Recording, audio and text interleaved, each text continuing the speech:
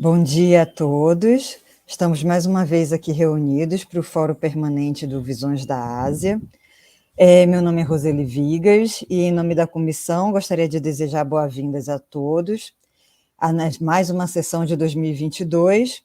Bom, este é um encontro mensal promovido pela Rede de Pesquisadores Visões da Ásia, uma iniciativa brasileira que visa consolidar ainda mais a área de estudos asiáticos no Brasil e na América Latina. E a todos que nos assistem, solicitamos, por gentileza, que não se esqueçam de se inscrever no nosso canal e deixar seu like aqui no vídeo, e também compartilhar em suas redes sociais.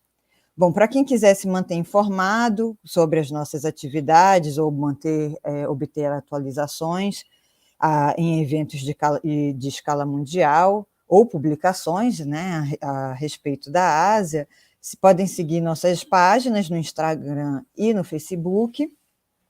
E lembramos a todos que quem tem interesse em obter o certificado desta conferência deve realizar a inscrição online para sua obtenção. Mais tarde iremos colocar o link e todos poderão ter acesso para poder se inscrever e ter o certificado. Agradeço ao Rômulo e ao Dr. Anas, que estão aqui hoje. O Rômulo, por favor, pode apresentar o Dr. Anas. Obrigada. Olá a todos. Hey, everybody. So we're going to switch to English at this moment. It is a joy to receive Dr. Anas. He has obtained his PhD recently, last year, from the Jawaharlal Nehru University. And his area of study is the Islamic world system in medieval India, as I understand. And this is a great opportunity for us because we normally have access to very established scholars from India, to very well-known names. But it's rare for us to get the opportunity to listen to new scholars, to new research coming from India. And it is with great pleasure that we now are connecting in a global South enterprise. Me as a Brazilian living in Germany, but connecting to India, connected to Asia, and connected to Brazil. So at the moment, I would like to give the floor to Anas to make his presentation. So please, you may begin.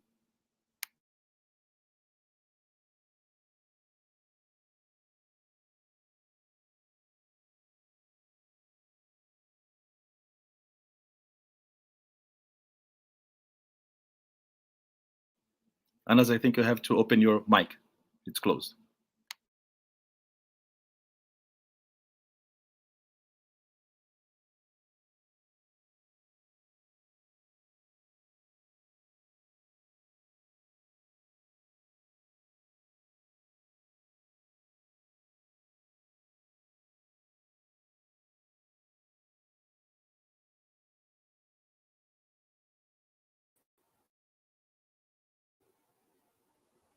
There you go. Okay.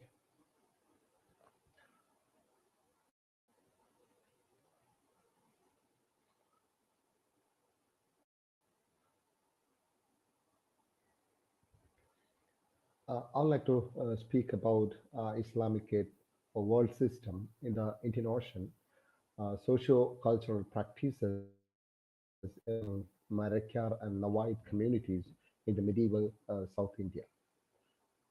Islamicate is a theoretical or conceptual theme, and I'm analyzing two communities from South India. The problem I have formed from the broader maritime history, specifically the location defined in the Indian Ocean. From the wide area of early Indian Ocean networks for analyzing the theme, I have taken two local communities. They are purely local people, but their place changed as a cosmopolitan centers. And accordingly, their tradition, culture, custom formed into the peculiar identity which reason through the global Islamicate network of trade and faith. Before going to discussion, I have to explain why I selected this theme. Certain people, place, life, and culture are not part of the popular history writing, as we know very well. They're still not connected to their chain. Their life is not depicted yet. We know the world system, but it is not considered the experience of Asia. That's why we are discussing again and again the history of Asian part.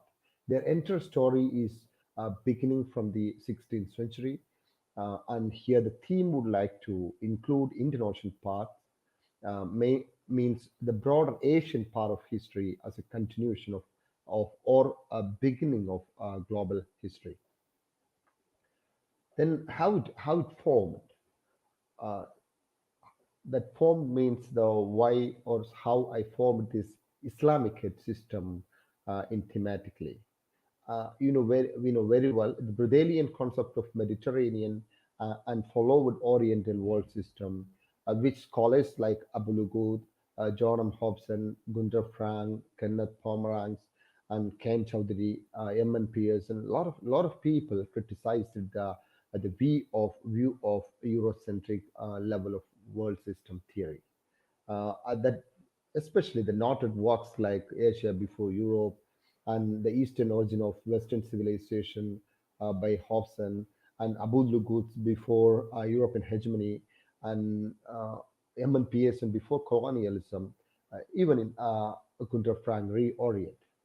These all works was criticizing uh, or argued based on history, which mainly concentrate to tell the story of pre-capitalist system in the different forms.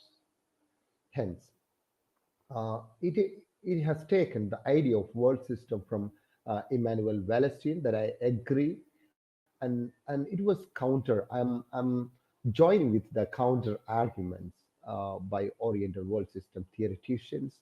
It is done by a lot of people. Here, the Islamicate system is inside system of Oriental world system. Then I'm including South Indian parts and people into the this Oriental part that I call Islamicate world system. Why world system theory just before going to Islamicate system? Many criticism, especially dominating a Eurocentric approach of recent past. The Eurocentric system places political, economic supremacy to the West above Eastern society by even discarding the latter from domains of discussions. In the Oriental world system, South Indian part of Indian Ocean part not included. That's why I'm trying. This is the reason.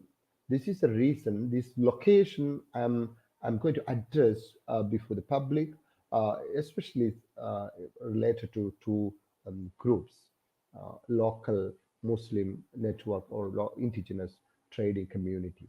The specific Muslim trade faith combination in the international region I considered as a separate system with a lot of other Asian systems like Chinese, Gujarati Hindu, and Tamil Chetty, which developed through the reasons of Islam that I call Islamicate system. Then definitely I have to draw the entire lineage of how it reached to Islamicate system. This is the story of origin of Islamicate system that is not religious basically, but religion is or was a part of it. Not the faith based, but trade network backed the faith to construct this system. To conceptual framework, uh, here I'm including the international coast as Malabar and Coromandel into the mainstream. Conceptually, it was originated as part of criticism against world system approach by Oriental world system thoughts. Oriental world system was addressing purely the Asian part, which described as a modern world system is continuation of Asian-based system. This is an attempt to include the South Indian part of history into the broader Asian history. From the South Indian shores, I have taken three indigenous Muslim communities, especially in my all theorization, who's organized through the trade faith networks of Arab-Persian relations, people of Malabar, Pela, and Navayat, and Marakkar of Coromandel. Here I'm taking two groups especially discussing about Marakkar and Navayat.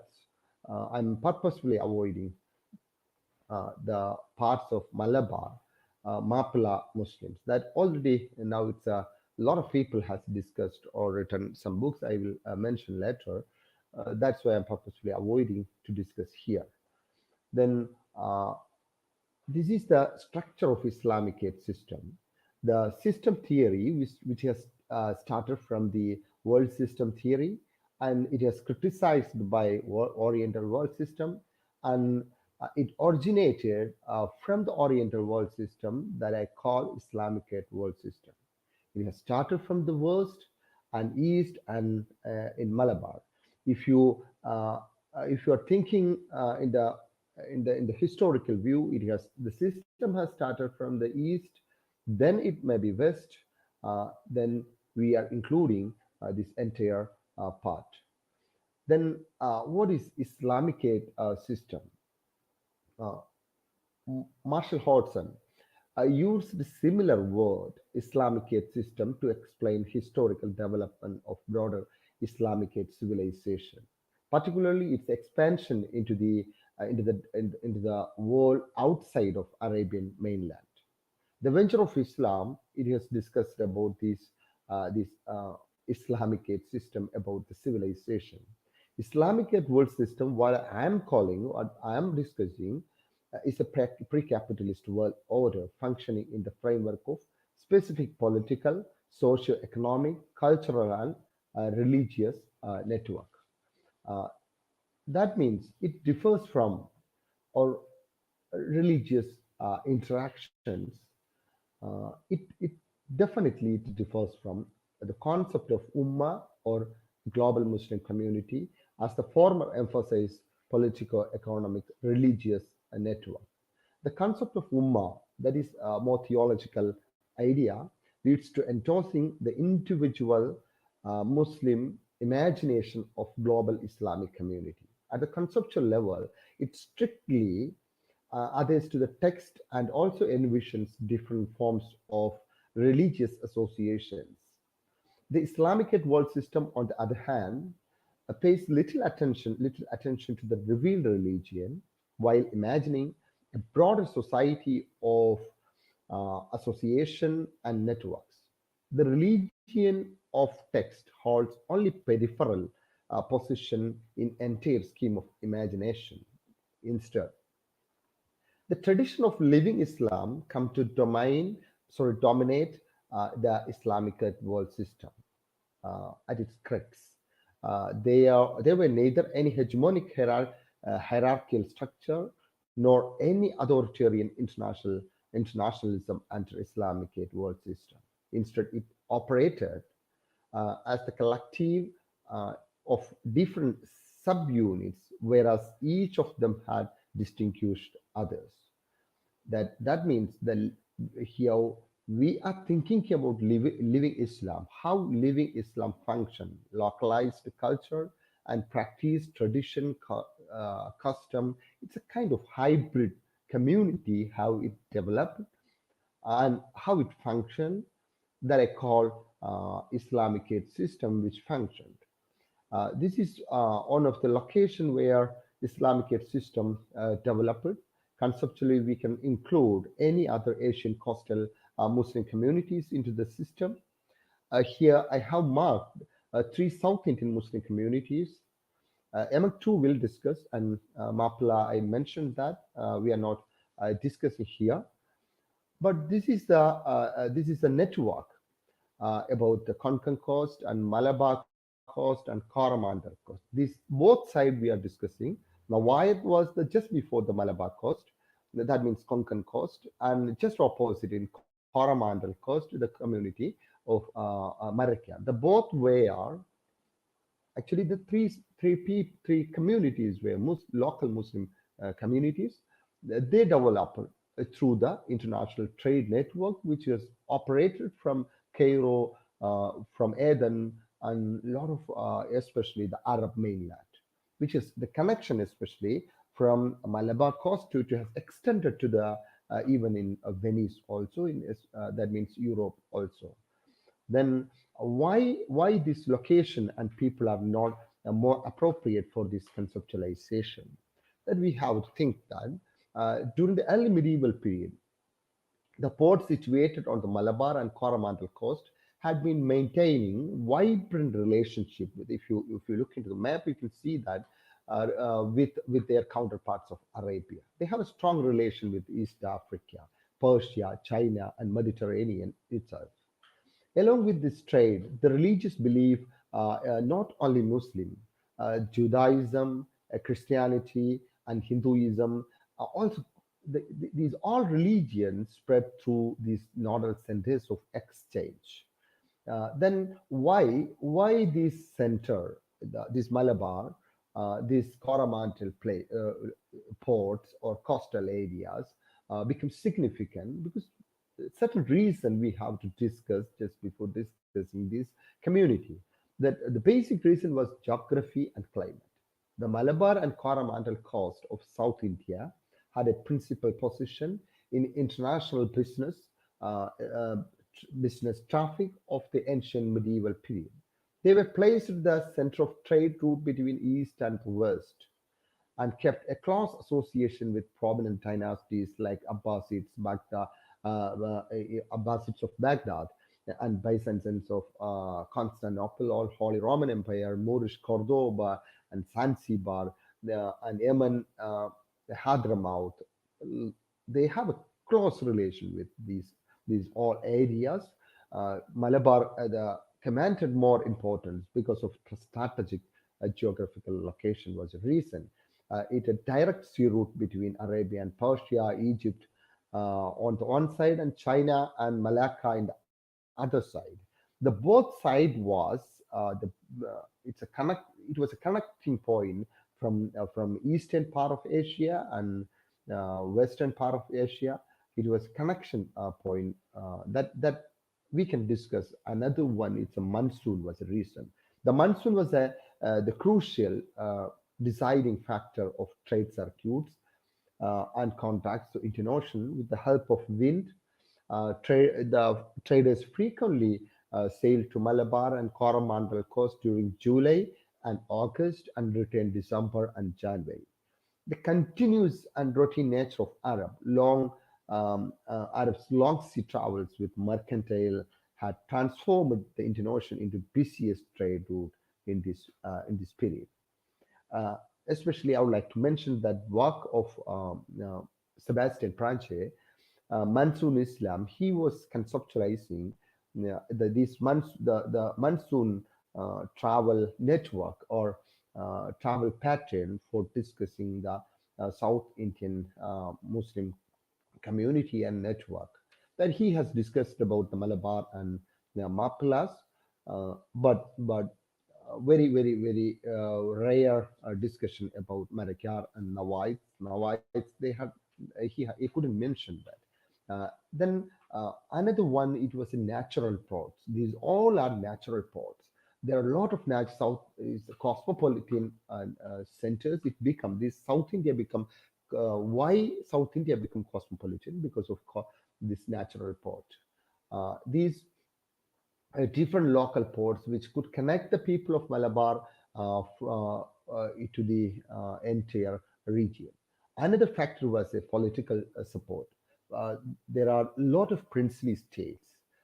They have supported very well of all kind of, especially Samarin of Calicut, Ali Rajas of Kannur, and King of Kochi, Adil Shah of Bijapur, and Qutb Shah of Kolkanda.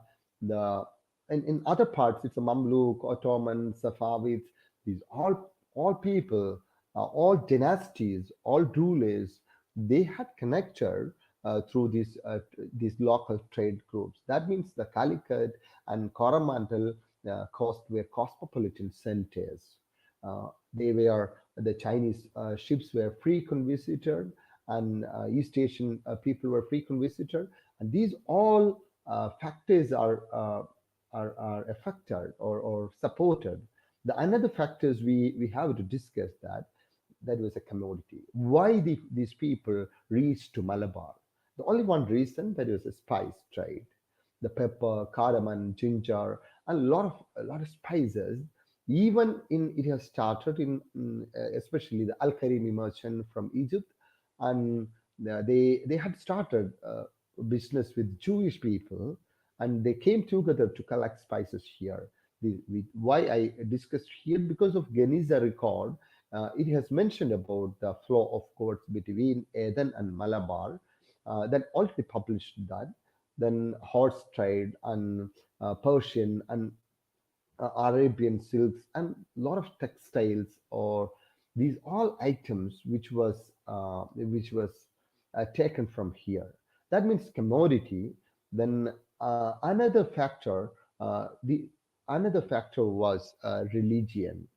Religion, that means through the Arabs and Persians, religious groups also traveled, or they have joined with them, and to the with the business group.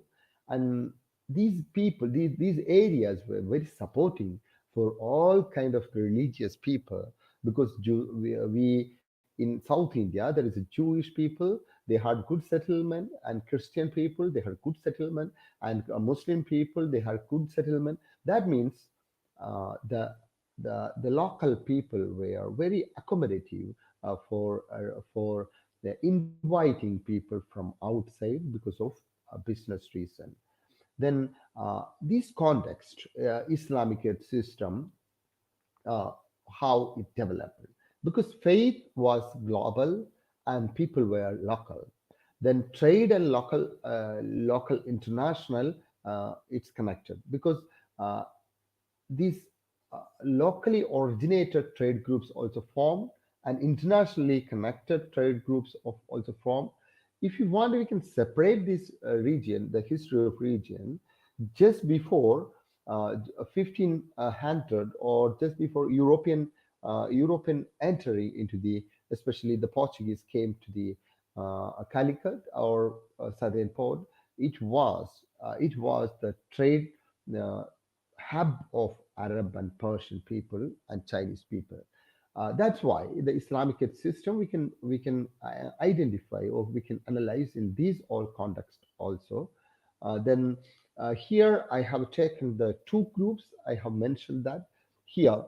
If you just before discussing, if you are analyzing these two factors, two groups, the people, as a people, culture, custom, and ideology, they are. If you are looking at the Marakkar, they are Coromandel. They are originated from Coromandel coast. They are Sufi. They originated through the Sufi networks. They have a strong relationship with Sufi people, and they are coastal Islam, and they are indigenous Muslim. They are local Muslim actually, and local Islam actually, and Arabic Tamil was their language. They're communicating Tamil, but they are writing in Arabic.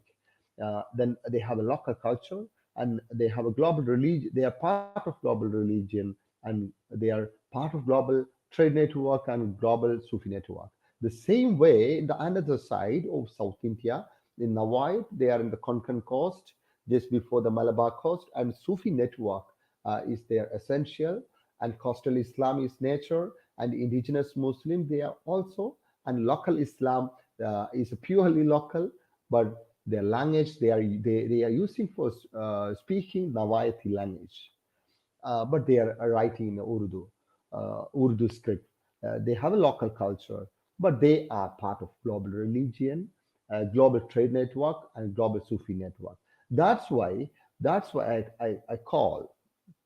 would like to call these entire system was functioning, the nature of Islamic Kate world system. Then in this context, I would like to discuss about these two groups. That means discuss about the local Islam, how local Islam functioned. That means first was Paradeshi Muslims or traders, foreign traders, and local rulers and local merchants. These three factors work together. Then local rulers promoted to convert Islam because of business relations, and they promoted people to convert. The coastal people changed into the Muslim identity, which was merged local and foreign. Two kinds of traders we can see in these areas, international and local. Then these three groups are fisherman community and trading community. They are followers of Sufi followers. Then if I identify then another nature of this Marakkar group about living Islam, the nature of living Islam, especially the Susan Bailey noticed that the Muslim Allah was and still is referred to as a Allah Swami, Lord Allah. That Swami is calling for God, especially the Hindu religion. It's a Tamil word. In the same way they are calling Allah Swami. The coastal communities are currently hybrid, culturally hybrid, and they are living in the local Hindu and Dravidian culture. Why this Dravidian culture and Hindu people merged to the another identity as an indigenous community because of trade and faith relations. These localized majority of elements were Islam. The most significant factors their relationship with Arabs. They have intermarriage with traders. They got connection with Arab families, and they have a global Sufi. They were part of global Sufi networks, and they created local languages. Especially the hybrid language I have discussed about Arabic, Tamil. Then if you're thinking about another factor of Marakkar community, their ship owners and very good navigators, they used to carry goods Arabs and deal to, especially with Hajj pilgrims. Also, they help to carry bringing people from here to Hajj pilgrimage. They are very interesting thing. These all communities are Sunni sect of Islam, and they are especially Nawaits and Marakkars, even Malabar or Mapila community. They are Shafi jurisprudence. They are following Shafi Shafi school of thought, which connected the Arabian version of Islam. Their culture, idea, and thoughts on everything is connected with Arabs. Then they are a business community. As a business community, they got support from local rulers. Marakkar is the Pandya rulers, and they have a close relation with the Arab horse trade. They supplied the Arabs supplied to horse to local rulers, and Chola kings helped Muslim to develop more trading bases. That's why they got frequent support from local rulers. Actually, they were Hindu rulers. They were not a Muslim rulers. The merchant guilds like Manigramam and Ayavole, these all the result of pro-merchant policy of these local people. Among these Tamil Muslim, they are, especially Marakkars, their concentration was pearl fishing. Majority of the people were pearl fishermen, and they were also dealers pearls and gemstone, tongue, and these groups had successfully managed textile business, which was connected to Nagpattanam, Adirapattanam, Kilakarai, and Pulikkad, from where they took textile to Sumatra, Java, Malacca, and Mecca, Mako, and Burma and Ceylon. That means these Nagapattanam to Kilakarai. These are the local ports, but they had a frequent business with the East Asian region. They operated to Indonesia itself. Then that's why the Marco Polo visited Kailpattanam in 13th century. He described a great and noble city. It was about Kailpattanam. It's a city of South India, especially Coromandel Coast.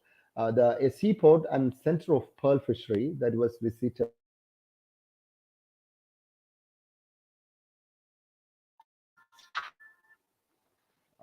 some from as far away as Hormuz, the Persian Gulf, Aden, and Arabia. Ibn Battuta traveled to Ceylon via Coromandel Coast, which also reflect the trading relationship with groups. The Sufi networks was another factor of this living Islam. There were two sects of popular Sufism. The first category was Arab and Persian centered, which had clear lineage of Tariqa. Another group was non-Tariqa. They were known as Fakir and Kalandas, where whether alive or dead, it was believed that Sufism could positively influence the people, and hence they acquired many followers too. The Sufi fraction of life widely fueled the process of expansion and the growth of Islam in the region. And these Sufi networks, they also manage the trade network also. Then another factor is if you thinking about this local Islamic character of South India, they call the Pir, Baba, Wali, Awliya, Andavar for a Sufi, for addressing Sufi. These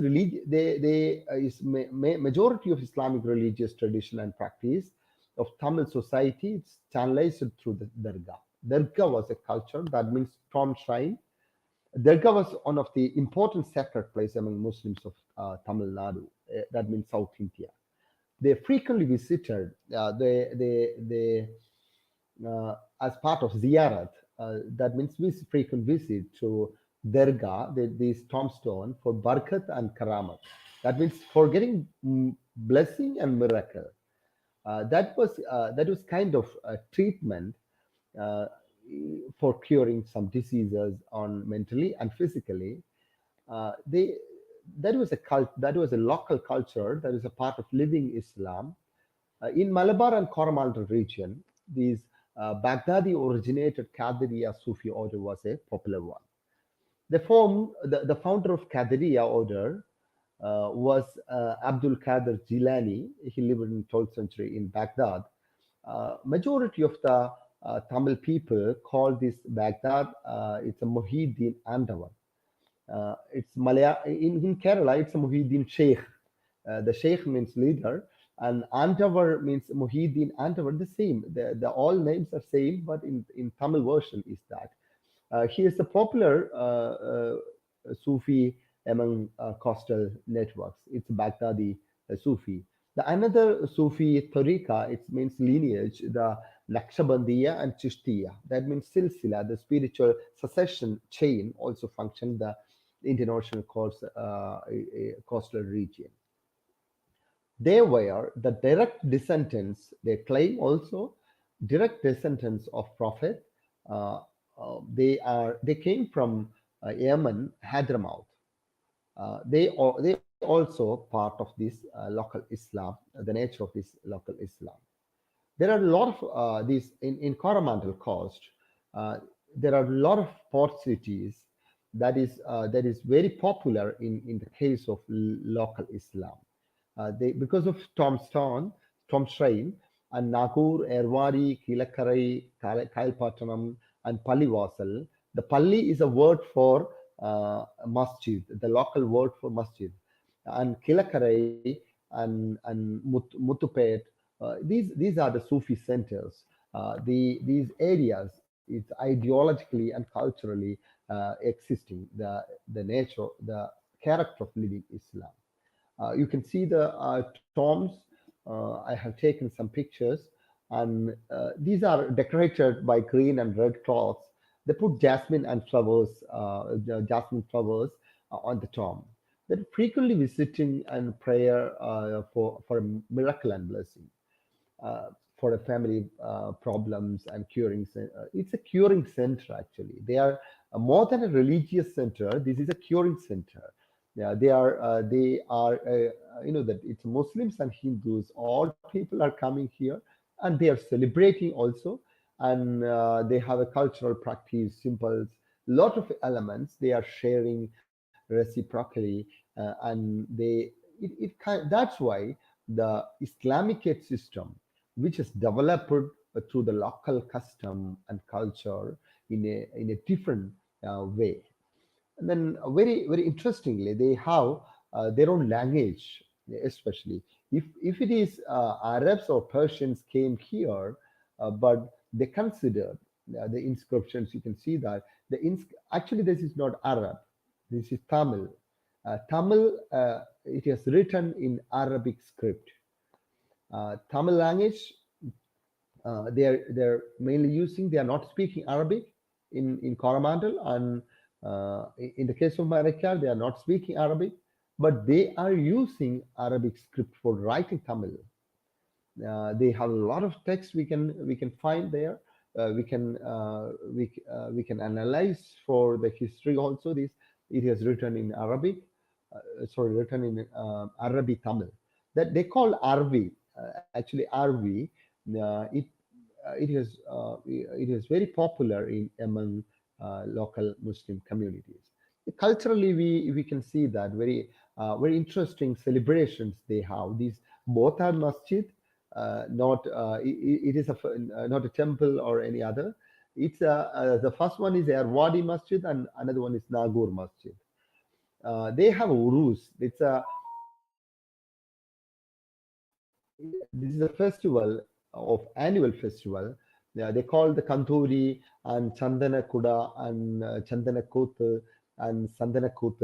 These are this is the Tamil word they're using for very large number of people, huge number of people are coming to celebrate this one flag hosting, and a lot of local customs are there, and all communities are coming to this shrine, and they are celebrating the festival called Urus there. It's a significant nature of, I think it's a living Islam that's supported today, the concept of Islamicate system. Then if you are identifying the mosque, these are two mosques. First one is it's the first one is mosque. That is the Kallupalli. It's a constructed by a rock, but it is look like temple, then another one, it has given, if you look the pictures, that is the story about the business with Arabs. You can see the people are giving with camel, and they are giving, they are doing business or kind of process. It is mentioned here. It's a picture I have taken from some temple, but it is given the examples of a local culture, how they are accepting the tradition of trade relationship. Then the same way, the similar kind of character we can see in the case of Navayat community. Navayat community is very rarely studied, because we have to learn more about. I have visited this place, and we have to do more work on Navayat, but they are the Konkan coastal community. It's a local community. According to Madras census report in 1901, they are considered a Muslim tribe, which appears have originally settled at Patkal in northern part of Kerala, just before the Kerala and Malabar coast, western coast as is a Badkal, it's called. I'll show the picture also. They believe the Canara region mainly, they were in the prosperity in the 14th century, and Susan Bailey explained Nawaits were elite Shafi Muslims. who are thought to have migrated from West Asia, possibly from Basra region, and settled in Konkan region during the 13th century. Then they settled in Badkal. The Badkali or Muslims, they're totally different from the nearby this Badkal region. We can see the Deccani Muslim. Deccani Muslims, if they have their origin from North India. They came from North Indian rulers and they spread that Islam from. They are speaking Urdu actually, but this Navayat start speaking Navayati language, their own language. Yeah, that is the nature of this indigenous character. It is mentioned by Ibn Battuta even 14th century, and this Badkal is a center that I have given in the map. This is the western part of the Indian Ocean, western South India, that Badkal, Honawar, and these all Karwar, these all that I have given, that's are the ports. They are settled there. They're still there, and their culture is totally different. They are not part. They are part of Shafi school of jurisprudence. Interestingly, they're nearby the Kani Muslims. They are Hanafi school of jurisprudence. They have a different language. They have something like Arabic Malayalam in Mapulas has developed. The Mapula communities are using Arabic Malayalam for writing their script. They're speaking Malayalam actually.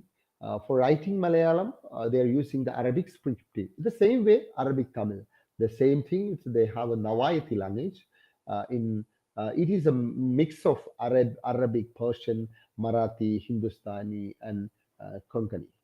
Then these are the unique. They have very when we compare with Mapla and Marakkar, they have a unique physical features. Some origin there because of it's a very similar to Arabs because they are thinking. Majorities are thinking they came from Yemen, Iraq, and Iran.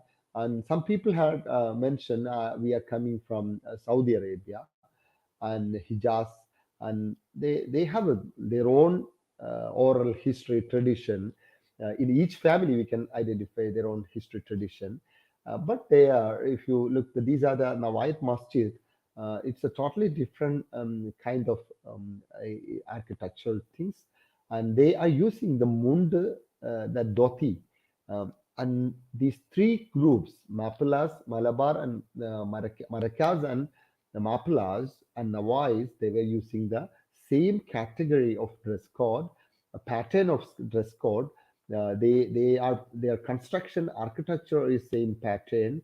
That I would like to give the first one is from the left, that is the Navayat Masjid, and the center is it is not a temple or house, it's a masjid. Both are masjid of Kerala in Malabar port. These constructions and mosques and the structure, the entire structure of Navayat and Marakkar and Mapla, these all are similar actually, but they are living in a different area, but they are connecting only the factor as a communities. They have a common origin. They have a similar culture, but that is different. Depends on the region. Similar language origin, Arabic Tamil, Arabic Malayalam, and Navayat, and they have a similar international connections. They are connected with Persia, Arabs, and they have a similar trade faith relations. They have a similar local culture and custom. They are cosmopolitan in nature. They're internationalized, and they are very significant groups in international trade network. They are coastal Islam, basically that are the local Islam. That is the reason I call Islamicate world system, which function in the Indian Ocean region. These groups, not only two groups, more than 3 groups, or we can include other groups also. These part of the history, these people we have to include into the mainstream historical tradition that I call Islamicate system, which is supporting into the Oriental world system, which is opposing the world system theory. Thank you so much.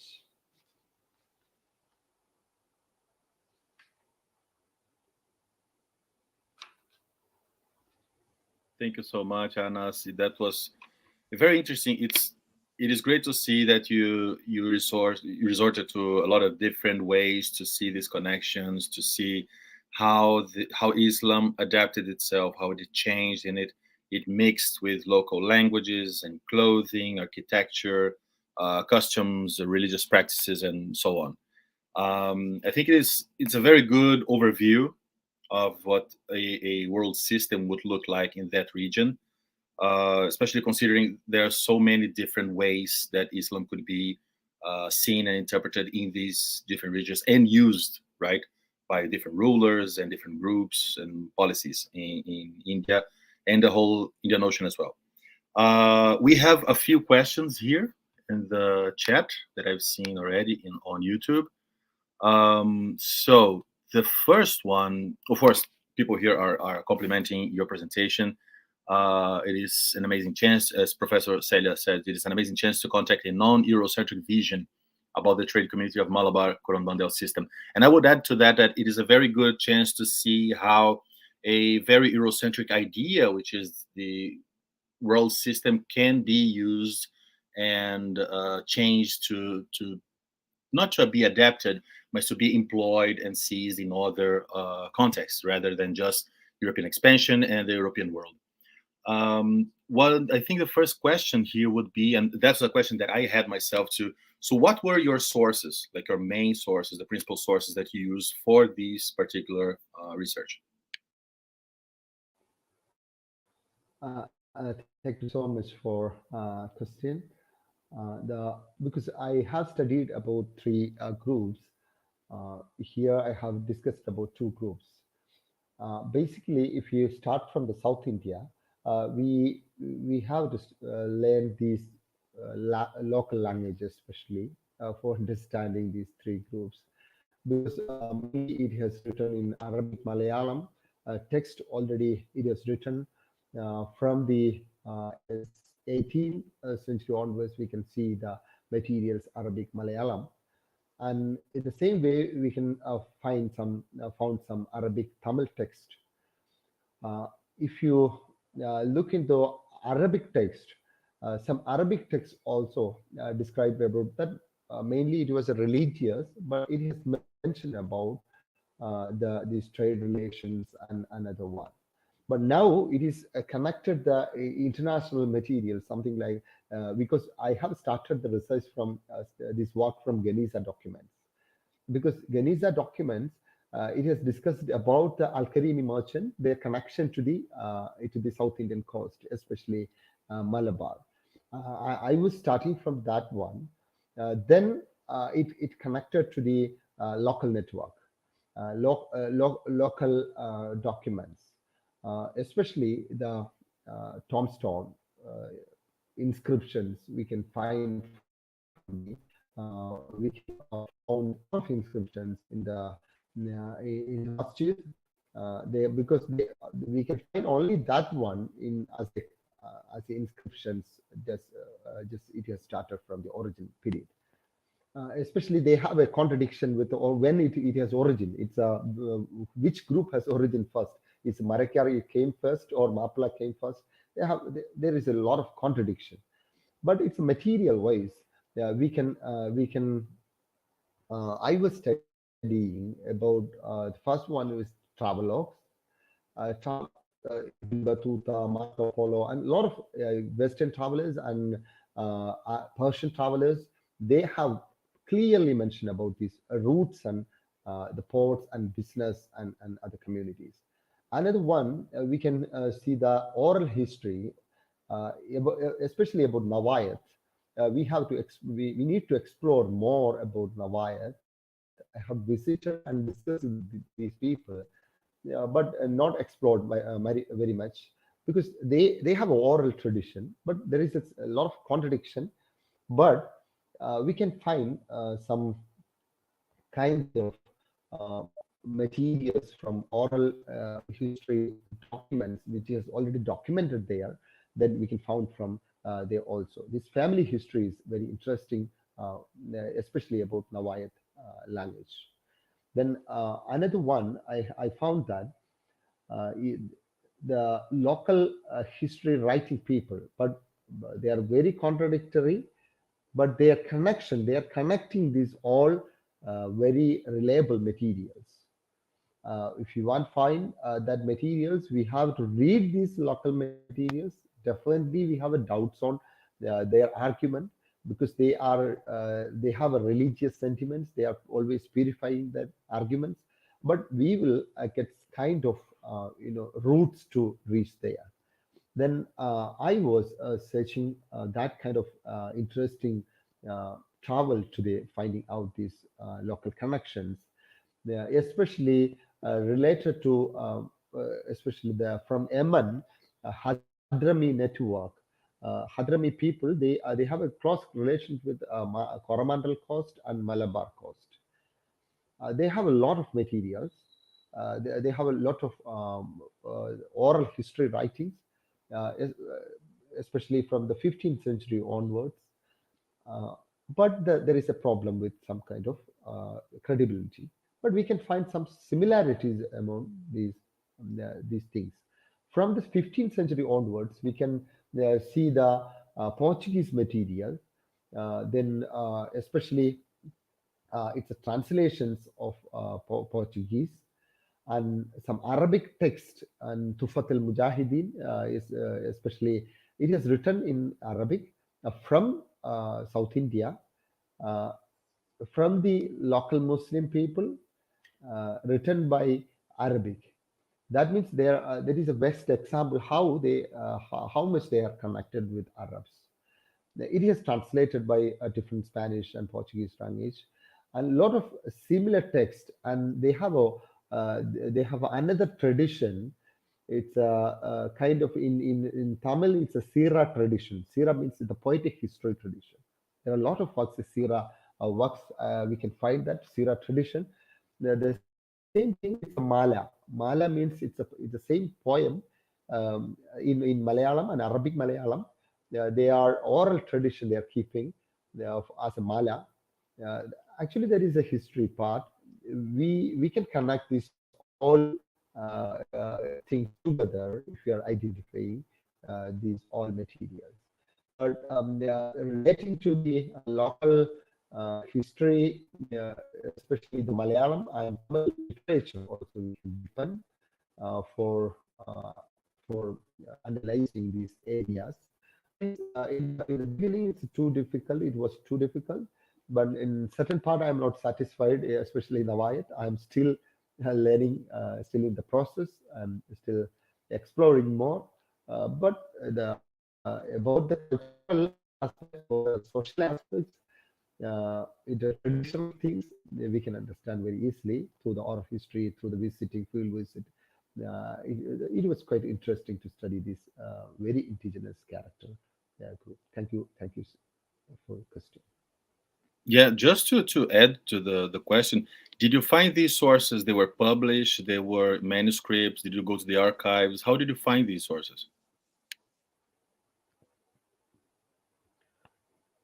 Yeah, exactly. These certain sources, especially Arabic sources and Portuguese sources, and that already published, and Malayalam and Arabic Malayalam that is not published yet. Some works are not published yet.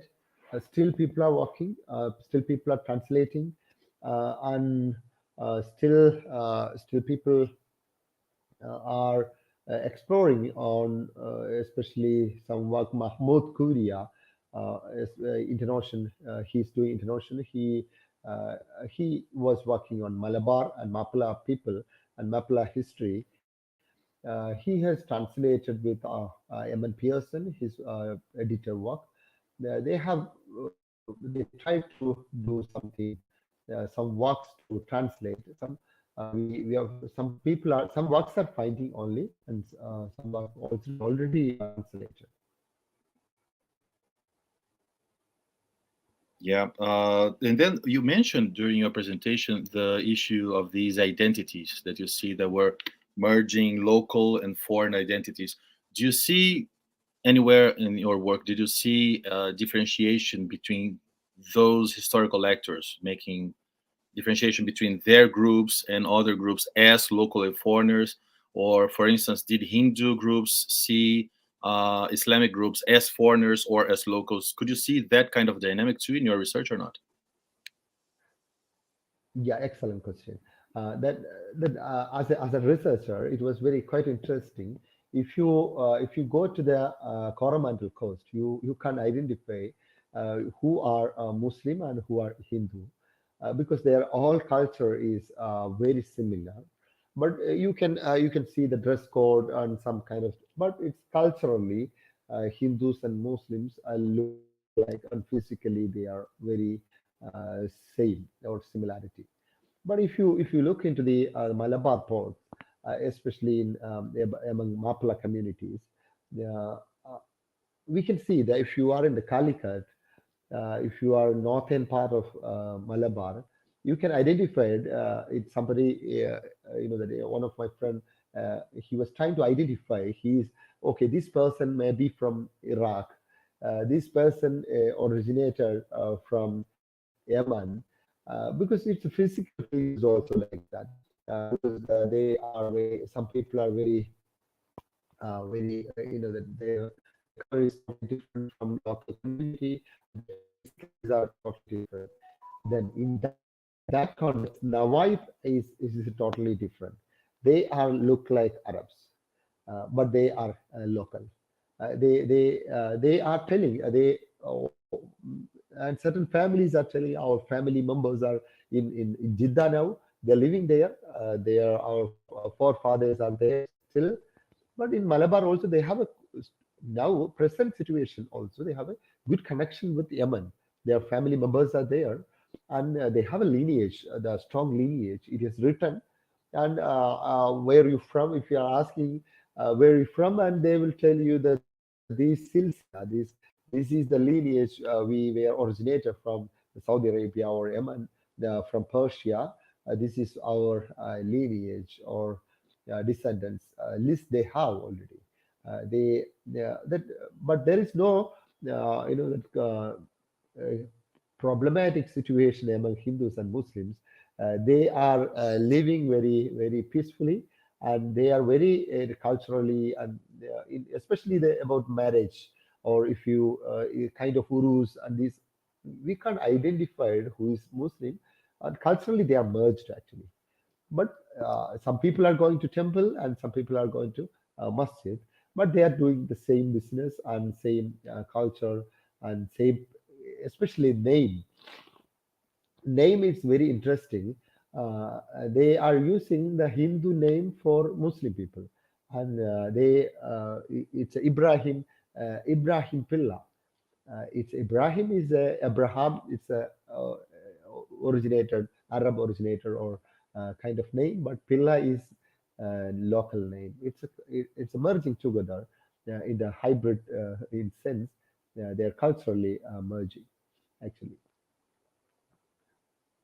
Lot of Okay. factors we can identify. Yeah, that was very clear in your presentation because of all the festivals, the I think that the clothes that they wear too. So it is clear that they are trying to use codes that are not just Muslim or from Islam, but they are also using local codes. So they are kind of in between groups, right? They're trying to appease in a certain way to both sides of, and that's maybe because of the merchant practices and trade, the activities, right? Yeah, exactly.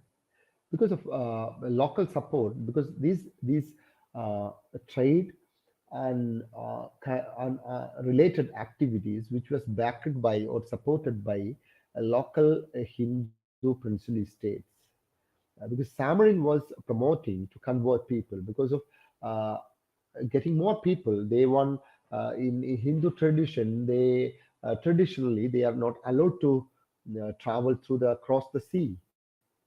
That's why from each Hindu family, Zamarin, he has advised to convert one person to Islam for dealing this business. Actually, the, this was the emotional backup because business was main intention. That was at present they are doing. The religion was a cofactor. They in even in Sufi they know very well. They collaborate with these all Hindu religious people, and they done business together, and almost all masjid and places for masjid and worshipping areas. It was given by these Hindu kings.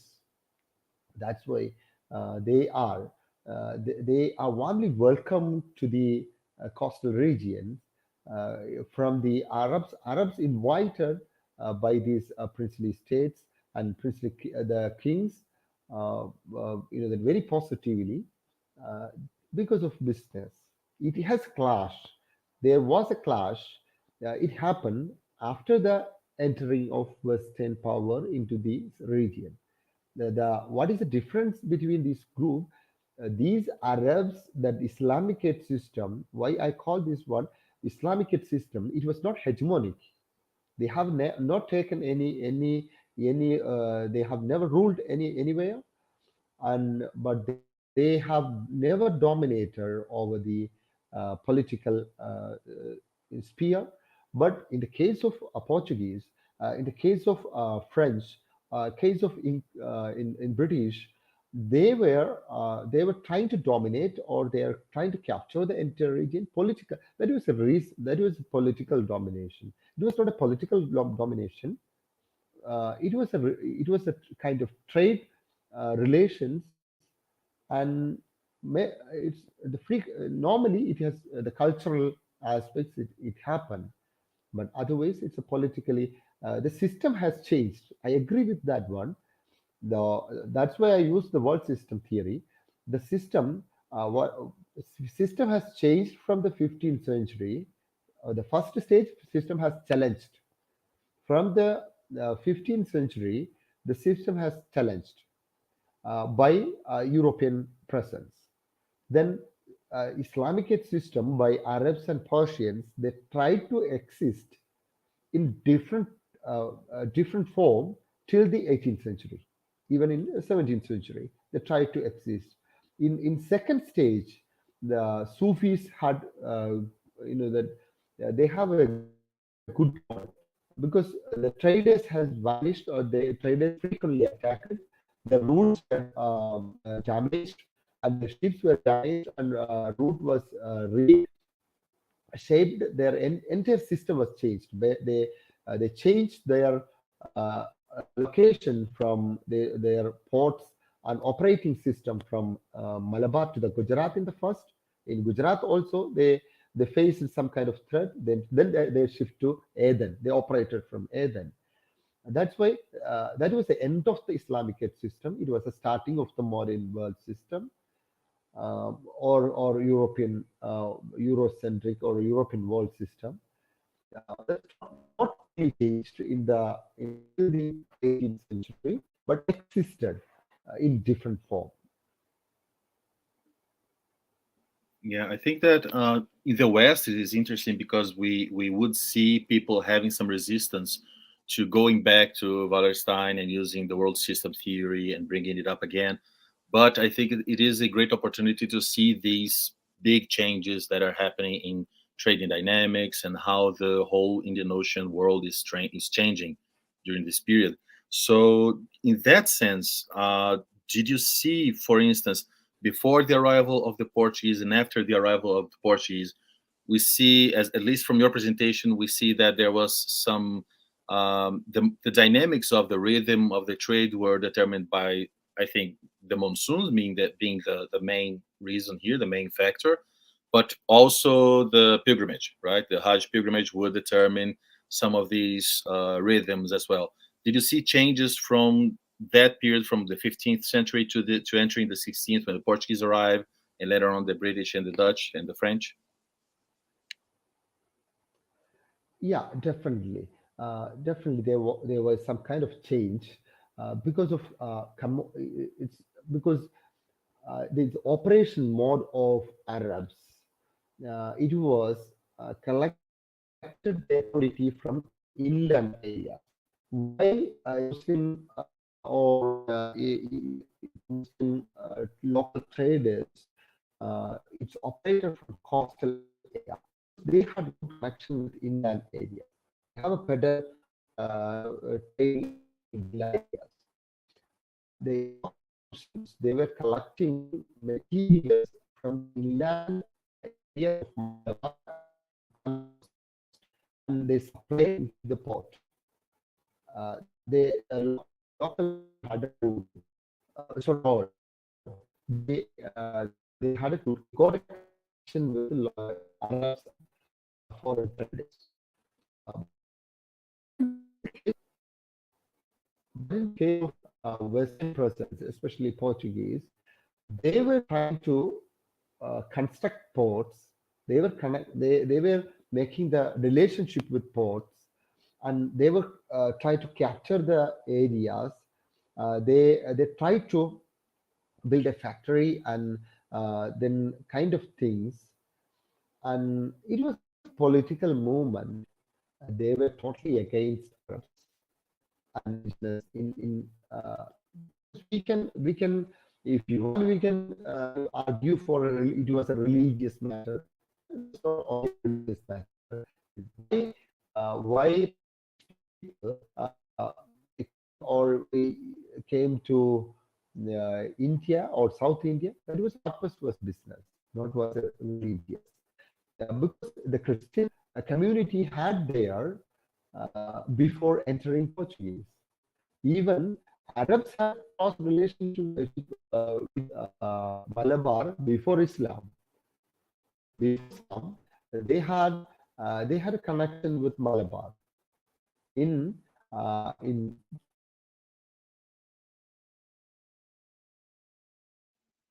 It seems we lost him for a little bit here. Let's see if he will reconnect.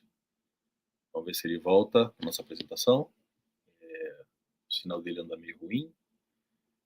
Enquanto isso, eu vou vendo aqui, nós temos algumas perguntas a mais também, né? O André Bueno perguntando das conexões, né, das continuidades, acho, né, do que se via no mundo romano, da conexão com a Ásia, em relação a este período que ele descreve, né?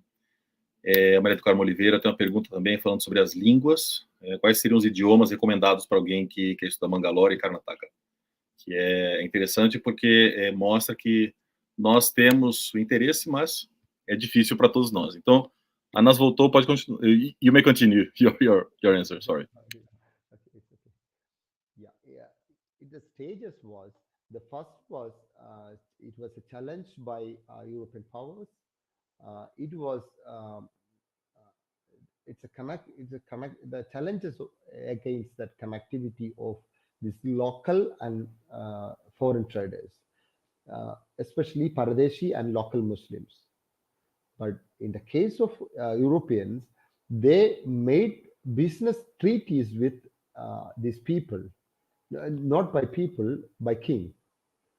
They were official. It's a political agenda of trade and relationship. But in the case of Arabs and Persians, it was not political of agenda of business, but local people had their own role, but it was blocked by or after the 15th century. That was my analysis in that sense, I think.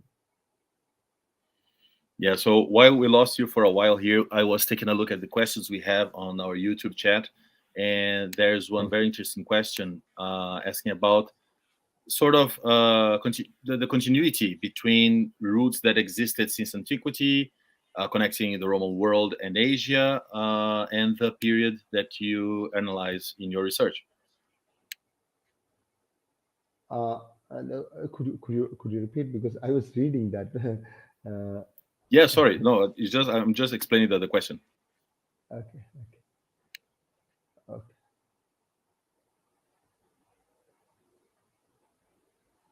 Yeah, it's interesting. Yeah, because about the Malabar and South Indian coast, definitely the history, if we are going to research, it is started from the periplus of Erythraean Sea. That was a excellent work. That was we considered as a Bible of starting for the entire works about this kind of tradition.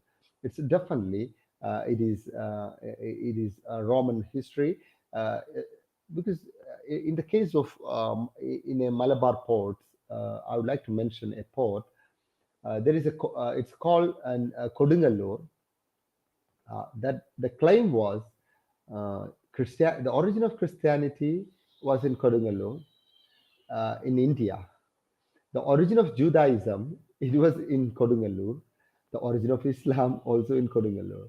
Uh, these three groups, it was developed in the same ports. But now that port is after the uh, the natural calamities. Now there is no port there. But this tradition, Jewish tradition, is there. Still, Jewish synagogues are there, and the Christian origin, which is it is Roman, and especially the Arab originated Christianity, that is also there. Because these all people, if we want, we can the religiously, or we can start from the Roman period. These all things are connected, because Muslims and Jewish done business together. Can you imagine that in that period? It is mentioned. It's documented in. They send. It is written in Geniza records. They send these kind of stuffs to the Malabar, and these by these people, and because they done together. Then the in Portuguese and Muslims done business together. It is mentioned in the Portuguese record. It is written in the Portuguese sources, because they were not in kind of crucified that kind of sentiments. If we want, we can write in the case of the clash between Arab traders and Portuguese power. But interestingly, the Portuguese people and Portuguese power and Muslim traders connected their business together. They done together. Then they are even in from the Gujarati ports. They have helped the Muslim traders helped to reach South India. That means the religion was not a factor in that case, but from the Roman period to in from into the modern period, the business was a purpose. Then even in pepper trade, if you think about pepper trade, it has operated. It has the brought from Malabar by Marakkar or Mapla traders. They collected by Marakkar or Mapla traders. They sent it to Gujarat. From Gujarat, maybe it's a Yemen Jewish traders or a Muslim traders. They have taken from Gujarat to Aden. From Aden, it is sent to the Cairo. From Cairo to it has that not only by the Muslim, or it has connected. It has that sell in the Venice, Italian port. That's why the people came to here for collecting pepper from Malabar, from South India. Because why these people knew about these spices? Because of this connectivity from south to north. That means from South India to or Asian part to the Europe, because they had connected from the early period, from the ancient period.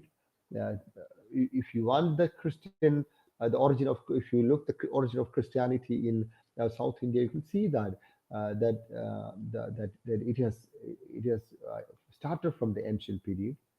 They have a good tradition about that. That's why this is the only reason that's a business or tradition or trade among these all communities. But in Vartama is very interesting. I would like to mention that he came from Italy. He visited Mecca. Then he came to Malabar. He was with a Muslim trading group. His travelogue, if you look the travelogue, very interesting story. You can see that in Ibn Battuta also the same route. He went to through the Malabar and Coromandel, then went to China, and even in he has mentioned, Ibn Battuta had mentioned, when he came to Kollam, he could see a lot of Chinese ships were there, and there was a all ports were cosmopolitan centers. Not it was not started from the 12th century. It has started from the ancient period. But in the case of Arabs, they done the good business between 12 to 15, I think, in my understanding. Yeah, I think I'm gonna make one of the questions that here from the chat, because we in Brazil, we have this idea that, well, in India people speak 2, 3, 4 different languages, so they're quite used to getting to have access to other materials. So it's supposedly easier to get access to these languages. But whenever someone studies Asia, especially when you go to historical documents, you have necessarily to study classical language, how it was used at that time. It's not always the same as modern languages, right? So we have a question here about language using in research. So Maria do Carmo Oliveira, she asks, which languages do you recommend for someone studying specifically Mangalore and Karnataka? Yeah, excellent. Then language because I know Malayalam that I am using for in Kerala, that, and as I know Arabic, and same way we have to learn Arabic Malayalam also, because of Malayalam and Arabic mix. Because I'm not excellent in Arabic, but we can study. In the case of Arabic Malayalam, we can handle very easily because of Arabic Tamil. On Arabic Tamil also, I know Tamil, and Arabic Tamil also we can manage very well. In the case of Karnataka and Mangalore, quite different when we are comparing with these two regions, because especially about because they are Deccani Muslims, except these Navayat Muslims, they are using Urdu. In Tamil Nadu, and some people also, the Muslims also speaking Urdu and Tamil, but in Malabar they are not using Urdu. They are not because Urdu is existing only among Muslims. But studying Urdu is better for understanding the Karnataka Muslims, I think. Then for Navayat, they have their own dialect. They have a speaking culture that is Navayati language. They are using they are writing in another form. That they are use Urdu script for writing Navayati language. For the basic study, it's a Mangalore and Karnataka. It's a Urdu is better, and if you want local language, it's a Carnatic is another option for that. But when we, as a researcher from Kerala, we can easily manage these two things. Malayalam and Tamil, it's very similar. We can manage easily. The speaking also very interesting. But in the case of Navayati, it's in my case also, when I'm going there in Patkal, it's too difficult to manage in the beginning. But we can if we are discussing with people, it will a club. As a researcher, I'm suggesting. Thank you, Maria. Thank you. Do we have more questions here from the chat? Yes. So Celia Tavares is asking, it's interesting to think that in this commercial network, which was already so well developed and based on peaceful relations, what was the impact of the aggressive arrival of the Portuguese? Yeah.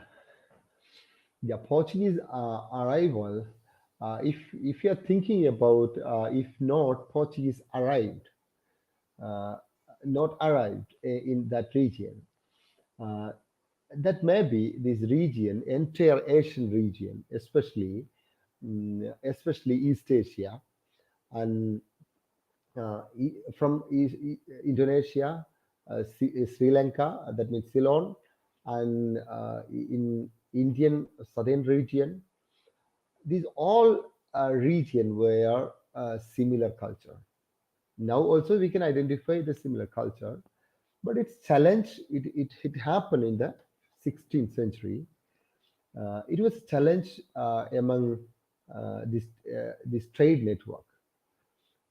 If the absence of it was really aggressive, in the absence of Portuguese network, it was a kind of very that we can see, we can identify the people, even in Ceylon and in East Asian people, their cultural mix also we can identify, because if we the Portuguese are, because through the entering of Portuguese, they stopped any kind of internal relationship through the Portuguese trade. Even in Marakkar, it's a Kunyali, Marakkar, and some other, they were openly attacked against Portuguese people. Actually, their origin were in Tamil Nadu. They settled in Kochi, but in the first treaty also signed by the Kochi king and Portuguese. That's why they escaped to north in Ponnani. They fight for Zamarin against Portuguese. That's why through the entering of Portuguese power, the entire Arab system was relocated. They stopped the relationship with East Asian region, and they stopped relationship with Yemen, and they stopped relationship with Persia.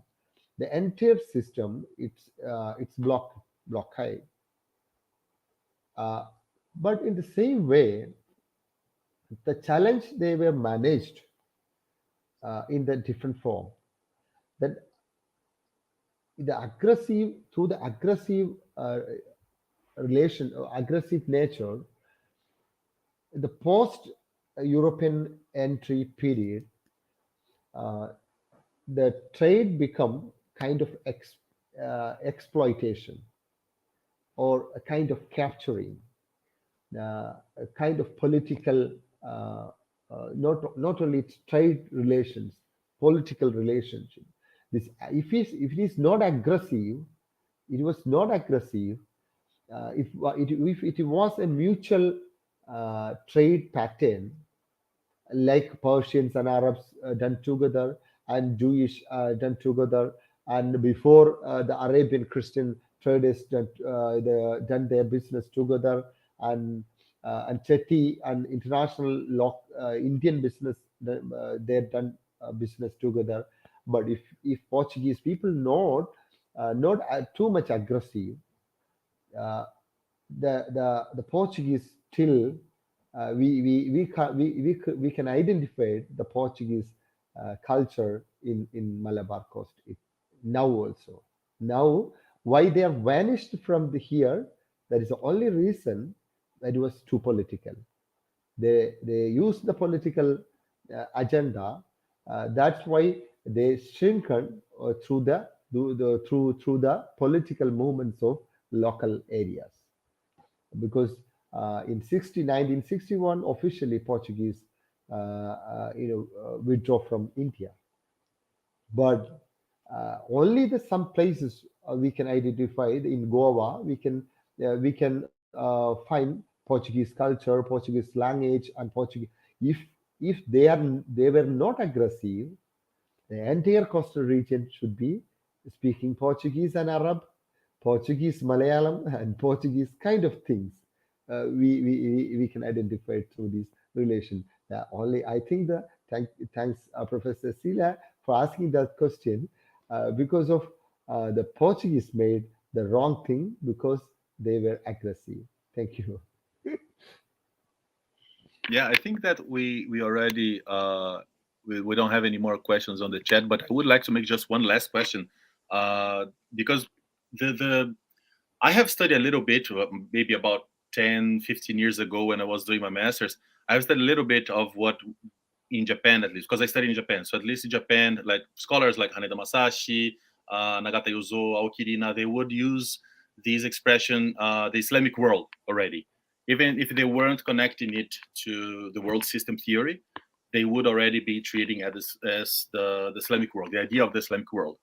And now they have the trend right now, at least there, it is to try to connect it to global history and connected histories as well, like Sanjay Subramanian. So how do you see that those would be also helpful to you in your research in somehow like using global history or using connected histories to see different actors, different groups, and different dynamics in your research? Definitely, definitely. Because I found some Muslim group in South Africa. They are speaking in Arab, local South African. Uh, they are speaking South African local language, but they are writing in Arabic. In African ports, in entire international region, we can identify these kind of similar character, because when we are addressing the Asian history or international history, if we are identifying these kind of similar group together, we can address before the world these are the similar history, because we are looking from the sea, not from the earth, not from the land. We are looking from the sea, from where we can connect the people, and from where we can connect the similarities and how they have connected. Because Africans and Malayalis are connected, their culture. Then even in European part also, if we have connection with any in European market, had a connection with this market, because in the Mecca was the center of these trade relationship, because frequently they visited with baggage and spices and items. They went to Hajj pilgrimage.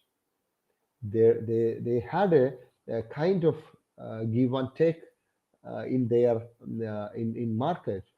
The Mecca was it's a big bazaar in that concept. Definitely, that big bazaar, it is connected from the Asia and Europe and Africa also. Definitely, we can connect these people if you are starting the new kind of history writing through the shores, through the coastal regions. The coastal is connecting together. Something like a trade route has started. Then the same connection we can start through the sea. These all regions. I think it's a possible for writing a history from the sea. Thank you. Yeah, I would like to thank Anna so much for this presentation. I think it was very informative. And because the main purpose of these presentations is to actually show students in Latin America that we can actually research Asia. We can actually, there is research being done that is very fresh, that is very inspiring. So that was an excellent presentation. And I think that the answers to the questions too were very inspiring. So I want to thank you very much for your time. And sincerely, I want to compliment you on your work. And I wish you a lot of success in the future from now on. Thank you so much, Stan, once again for inviting me.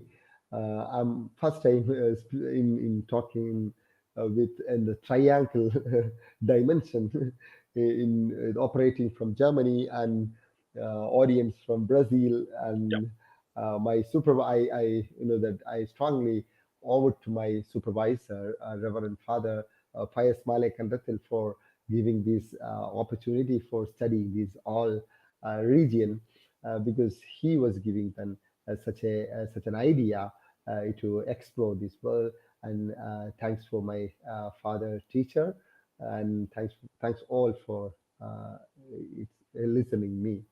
Thanks. Thank you so much. So now I think that we'll go back to Roseli, if you want to close the session.